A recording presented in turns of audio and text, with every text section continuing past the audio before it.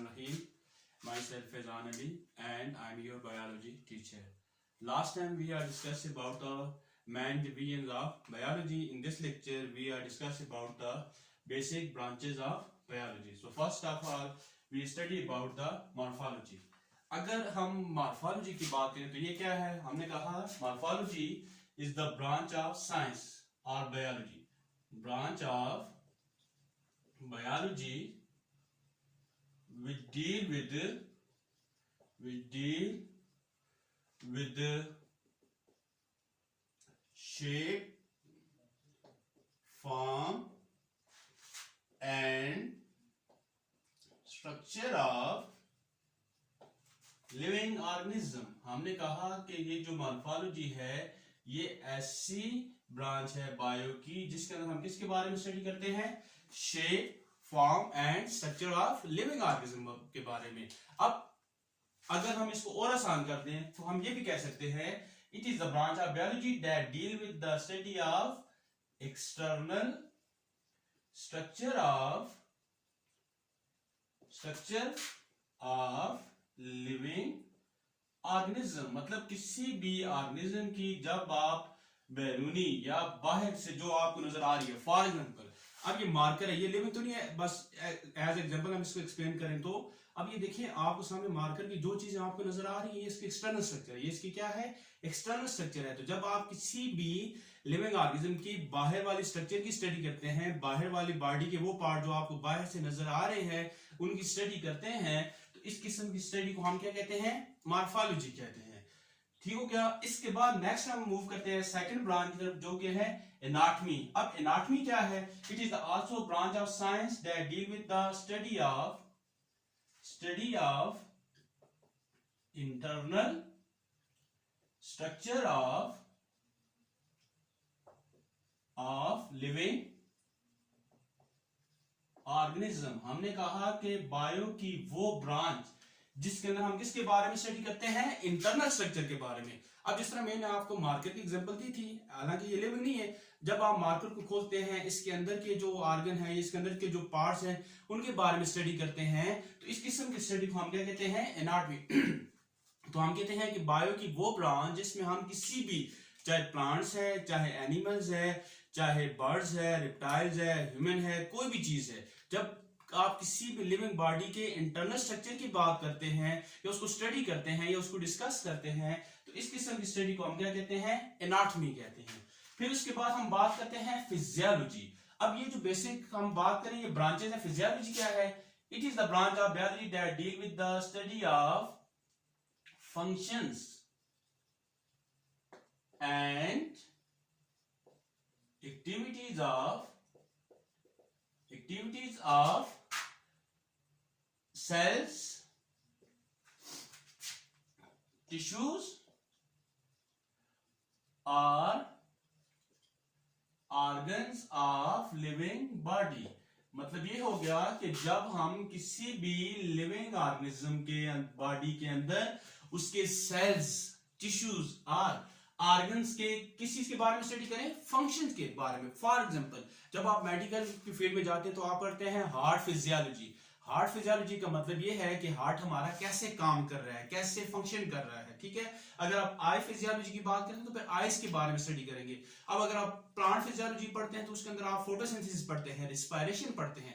Basically हम उन reactions के बारे में पढ़ रहे होते हैं या उन डिफरेंट जो पार्ट्स उनके फंक्शंस के बारे में पढ़ रहे होते हैं जो कि किसी भी लिविंग बॉडीज के अंदर क्या होते हैं? अकर होते हैं. अब इसके बाद बच्चे नेक्स्ट जो हम बात करते हैं वो है एम्ब्रियोलॉजी. अब एम्ब्रियोलॉजी क्या है? It is also branch of science और biology that deal with the study of an embryo, एक एम्ब्रियो की study and phenomena involve development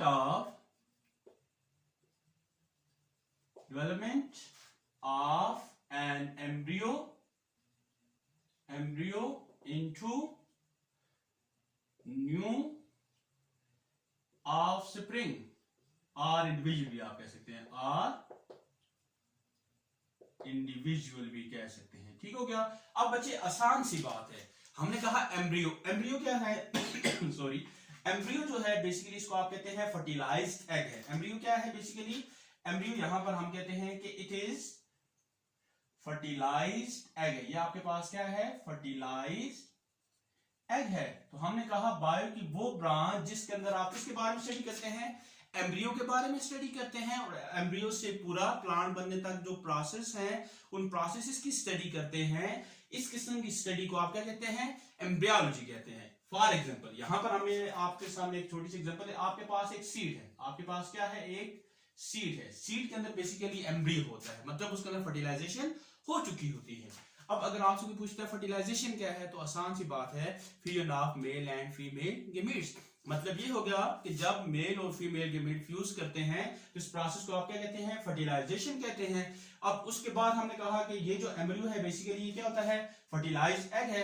अब ये सीड है, तो सीड से पूरा एक प्लांट बनने तक की स्टडी, सीड से पूरा प्लांट बनने तक की स्टडी के लिए इसके अंदर जितने भी प्रोसेसेस हो रहे हैं, जितनी भी चेंजेस हो रही हैं, जितने भी केमिकल रिएक्शंस अकर हो रहे हैं, इन सब की स्टडी किस में आती है? एम्ब्रियोलॉजी में आती है। ठीक हो गया।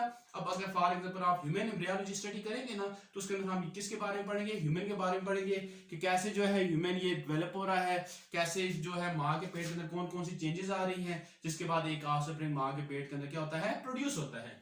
अब इसके बाद बच्चे नेक्स्ट जो हमारे पास ब्रांच है वो है टेक्सोनॉमी। टेक्सोनॉमी जो वर्ड है ना, टेक्सा, ये जो वर्ड मैंने लिखा हुआ है टेक्सा, टेक्सा का मतलब होता है ग्रुप और सब ग्रुप। हमने कहा टेक्सोनॉमी जो है इसका मतलब क्या हो गया? Taxa mean group.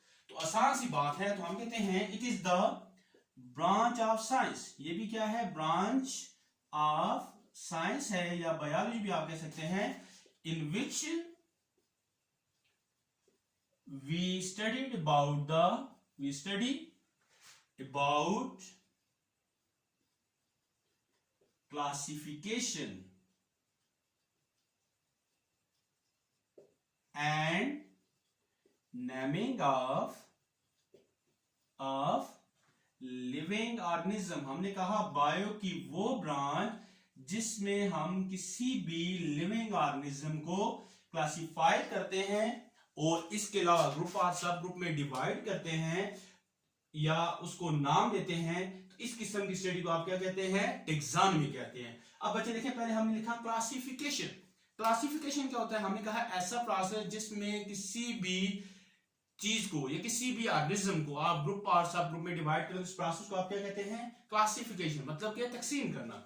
और दूसरा हमने कहा नेमिंग। नेमिंग मतलब उस किसी चीज को नाम देना। तो हमने कहा बायो की वो ब्रांच जिसमें हम किसी भी चीज को क्या करते हैं? ग्रुप और सब ग्रुप में डिवाइड करते हैं या उनको नाम देते हैं। तो इस किस्म की स्टडी को आप क्या कहते हैं? टेक्सोनॉमी कहते हैं। ठीक हो गया। अब इसके बाद नेक्स्ट हम मूव करते हैं नेक्स्ट ब्रांच की तरफ, जो कि हमारे पास है सेल बायोलॉजी। अब cell biology it is the branch of science that deal with the study of cell and their organelle. Cell and their organelle. हमने कहा कि बायो की वो ब्रांच जिसके अंदर हम किसके बारे में स्टडी करते हैं? सेल्स के बारे में स्टडी करते हैं, या उसके अंदर जो ऑर्गेनेलीज है डिफरेंट किस्म के, mitochondria, ribosome, Golgi body, endoplasmic reticulum etcetera, इनके बारे में स्टडी करते हैं। तो इस किस्म की स्टडी को आप क्या कहते हैं? सेल बायोलॉजी कहते हैं। अब बच्चे सेल का लास्ट टाइम भी हमने डिस्कस किया था कि सेल क्या है। Basically cell is the basic structural and functional unit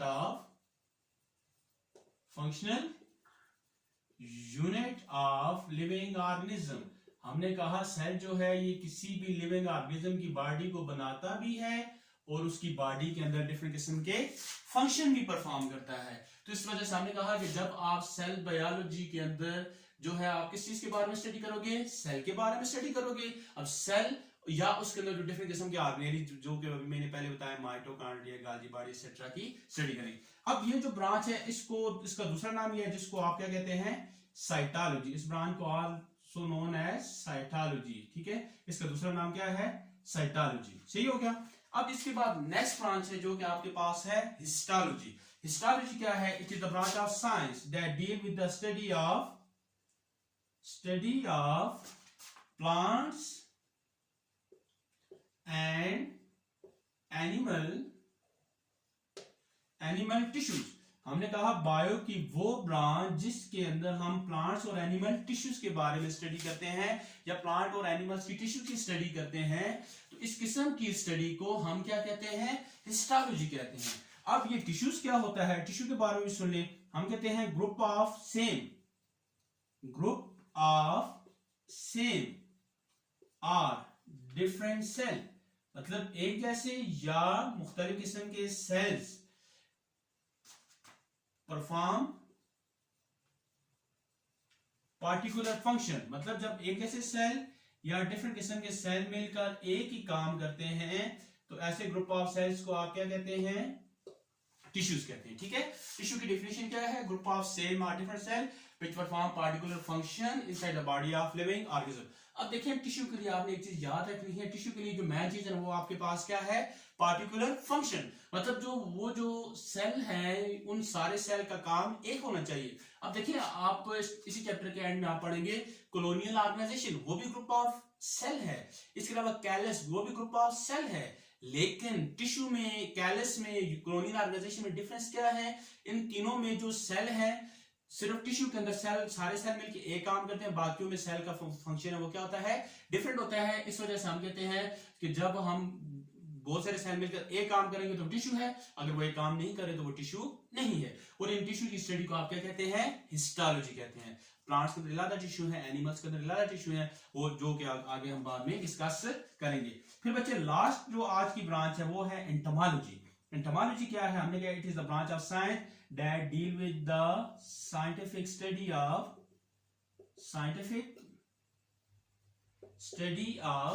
insects, scientific study of insects and their life cycle। हमने कहा कि बायो की वो ब्रांच जिसके अंदर हम किसके बारे में पढ़ते हैं? इंसेक्ट्स के बारे में पढ़ते हैं। इस किस्म की ब्रांच को आप क्या कहते हैं? एंटोमोलॉजी कहते हैं। एंटोमो वर्ड जो है ना, इसका मतलब ही क्या होता है? इंसेक्ट्स होता है। तो जब आप इंसेक्ट्स के बारे में स्टडी करेंगे तो उसको हम क्या बोलेंगे? एंटोमोलॉजी बोलेंगे। ठीक हो गया?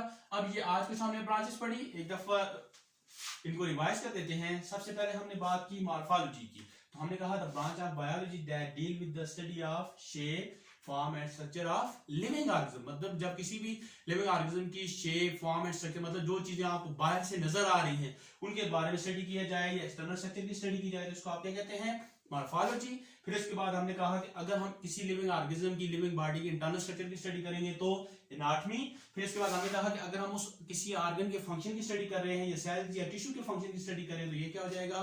फिजियोलॉजी हो जाएगा। फिर हमने बात की एम्ब्रियोलॉजी की, तो हमने कहा study of embryo and phenomena involve development of embryo, मतलब एम्ब्रियो की स्टडी और ये जो पूरा आप कह सकते हैं पूरे प्रोसेसेस इन्वॉल्व होते हैं एम्ब्रियो की डेवलपमेंट में, इसको आप क्या कहते हैं? एम्ब्रियोलॉजी कहते हैं। अब एम्ब्रियो क्या था? मैंने आपको बताया था फर्टिलाइज एग। फिर उसके बाद बच्चा हमने बात की टैक्सोनॉमी की, तो हमने कहा कि ये क्या है? बायो की वो ब्रांच है जिसमें हम किसी भी लिविंग ऑर्गेनिज्म को नाम देते हैं, नेमिंग एंड क्लासिफिकेशन, और उनको ग्रुप और सब ग्रुप में क्या करते हैं? डिवाइड करते हैं। तो इस किस्म की स्टडी को आप क्या कहते हैं? टैक्सोनॉमी कहते हैं। फिर हमने बात की सेल बायोलॉजी की, तो हमने कहा branch of science that deal with the study of cells and their organelle, मतलब सेल्स के बारे में और उसके अंदर जो डिफरेंट किस्म के ऑर्गेनेलीज हैं, फॉर एग्जांपल माइटोकॉन्ड्रिया है, गोल्गी बॉडीज है, राइबोसोम्स है, एटसेट्रा वगैरह की स्टडी करते हैं। तो इस किस्म की स्टडी को आप क्या कहते हैं? Cell biology. फिर इसके बाद बच्चे हमने बात की हिस्टोलॉजी की, तो हमने कहा study of plants and animal tissues.